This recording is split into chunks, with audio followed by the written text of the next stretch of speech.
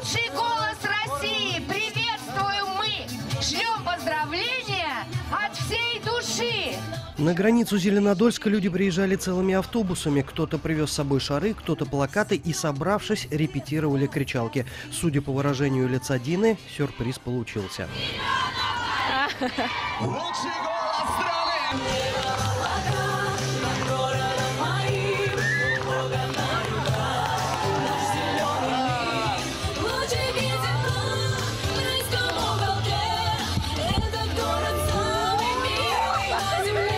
Самые родные, самые близкие, самый любимый город мой Зеленодольск, весь Татарстан. Спасибо огромное за такую встречу теплую. Я не ожидала, что вот так меня будут встречать. Это для меня огромный сюрприз, очень приятный сюрприз. Я надеюсь, что я вас не разочаровала, что я смогла представить Зеленодольск достойно.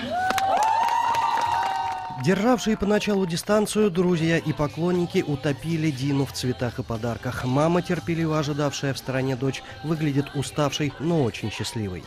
Было много переживаний и в Москве во время финала, и полуфинала. Но очень хотелось домой.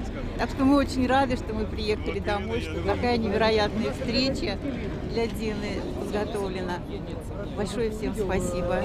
Сегодня никаких разговоров о возможном переезде в Москву, о контракте с крупным музыкальным лейблом. Осознание пришло того, что случилось?